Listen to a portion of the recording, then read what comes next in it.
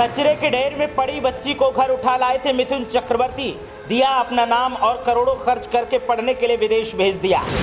कभी खुद फुटपाथ पर सोते थे और आज हैं सैकड़ों करोड़ की संपत्ति के मालिक। मिथुन दा की दरियादिली की यह खबर जरूर देखिए। कभी खुद नक्सली बन गए थे, लेकिन फिर ऐसी पलटी जिंदगी की बन गए देश के सबसे बड़े सुपरस्टार। बेटे को नहीं देते तवज्जो, इंडस्ट्री में स्ट्रगल करने को अकेले छोड़ दिया, लेकिन बेटी के साथ हमेशा खड़े रहते हैं। बॉलीवुड एक्टर मिथुन चक्रवर्ती अपने स्टाइल को लेकर इतने फेमस हैं, उतने ही अपनी दरियादिली को लेकर भी जाने जाते हैं और पहचाने जाते हैं। अभिनेता के बेटों मिमोह चक्रवर्ती, नमोशी चक्रवर्ती और उष्मे से सभी वाकिफ हैं, लेकिन उन्होंने एक बेटी को भी गोद लिया था जिसे वो कचरे के ढेर से उठाकर लाए थे।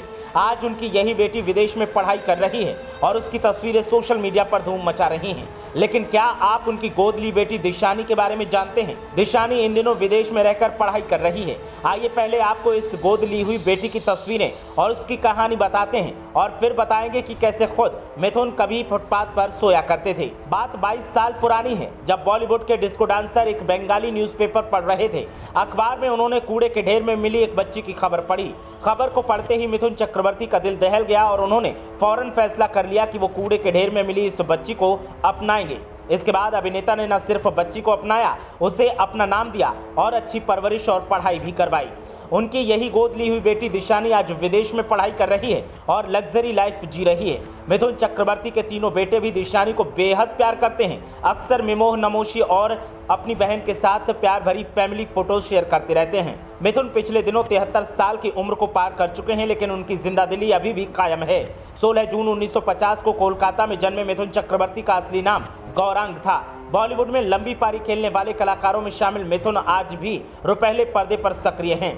मिथुन दा केवल बेहतरीन अभिनेता नहीं हैं, बल्कि वे माहिर कारोबारी भी हैं। उनका लंबा चौड़ा होटल बिजनेस है। ऊटी में उनका सबसे बड़ा होटल है। फिल्मों, बिजनेस और अन्य काम से कुल मिलाकर अब तक मिथुन चक्रवर्ती 347 करोड़ की संपत्ति जोड़ चुके हैं।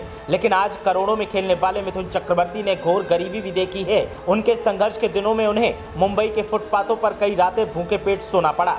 मिथुन चक्रवर्ती के मुंबई में 2 बंगले हैं, एक बांद्रा में तो दूसरा मड आइलैंड में है। ऊटी में मिथुन दा का एक फार्म हाउस है जिसकी कीमत करोड़ों में है। मसीनागुड़ी में इनके 16 कॉटेज हैं। मैसूर में भी इनके 18 कॉटेज हैं और कई रेस्टोरेंट हैं। होटल व्यवसाय से मिथुन चक्रवर्ती खूब पैसा कमाते हैं। उनका ये कारोबार काफ़ी पुराना है और बहुत फैला हुआ है। 2 भाइयों में मिथुन छोटे थे। उन्होंने स्कूलिंग के बाद केमिस्ट्री से ग्रेजुएशन किया।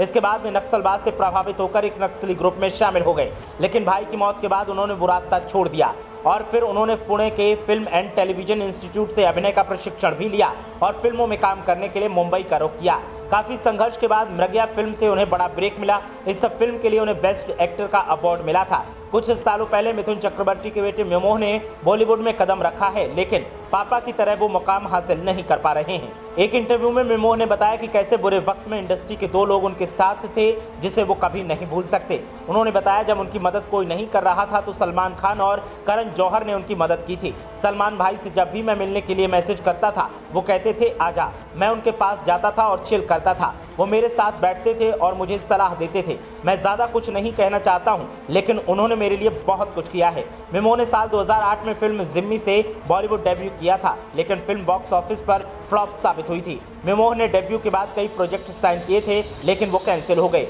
मिमोह आखिरी बार नवाजुद्दीन सिद्दीकी की फिल्म जोगीरा सारारा में नजर आए थे। ब्यूरो रिपोर्ट, लाइव हलचल।